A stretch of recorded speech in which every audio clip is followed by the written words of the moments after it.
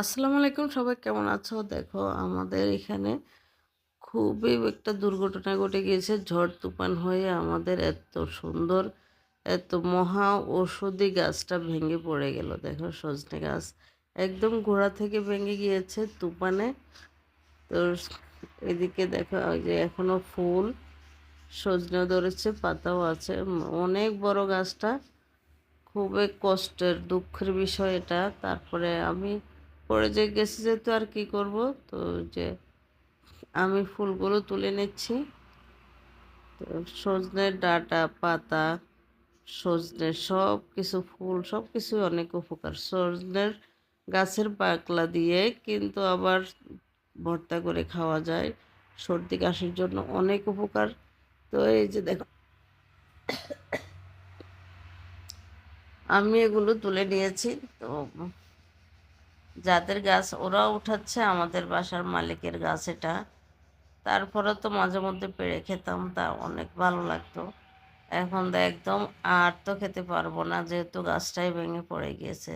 এরপর দেখো ছাদের উপরেও গাছগাছালি ভেঙে ভেঙে পড়ে আছে।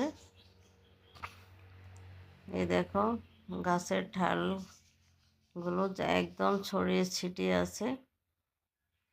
তো অনেকগুলো গাছ ভেঙেছে, আশেপাশে অনেক গাছ, বড় বড় গাছও ভেঙে গিয়েছে। এই যে দেখো কদম গাছের ডালগুলো কিভাবে ভেঙে গিয়েছে। তারপর আরেকটা আছে বাদে গাছ, ওইটাও ভেঙে গেছে। এই যে পেঁপে গাছ, দেখো পেঁপে গাছ, পেয়ারা গাছ ডাম উপড়ে পড়ে গিয়েছে। এই যে দেখো, তো আসলে এগুলো খুবই কষ্ট লাগে ঝড় তুফানের দিনে। এই যে সজনে ফুলগুলো আমি আলাদা করে নিচ্ছি। তো এগুলোকে বাছতে হবে, এগুলোর মধ্যে কিন্তু ছোট ছোট পোকা থাকে এক ধরনের। মাশাল্লাহ কি যে সুন্দর দেখো। এই যে আমি বেছে নিচ্ছি, আর এই যে পাতাগুলো আমি ছড়ে নিয়েছি, আর সজনার ডাঁটাগুলো আলাদা করে নিয়ে নিয়েছি। তো অনেকেরই পছন্দ এই সজনে ডাঁটা, অনেকে কিন্তু পায় না, খেতে পারে না। আমাদের এখানে খুবই কম, মাঝে মধ্যে দুই একটা গাছ দেখা যায়। তো এই গাছটা দেখে কিন্তু আমি অনেক খুশি হয়েছিলাম। গত বছর আমি সজনে পেড়ে রান্না করে খেয়েছি, সেটা তোমাদেরকে শেয়ার করেছি। ফুলগুলো দেখো কি সুন্দর, মাশাল্লাহ।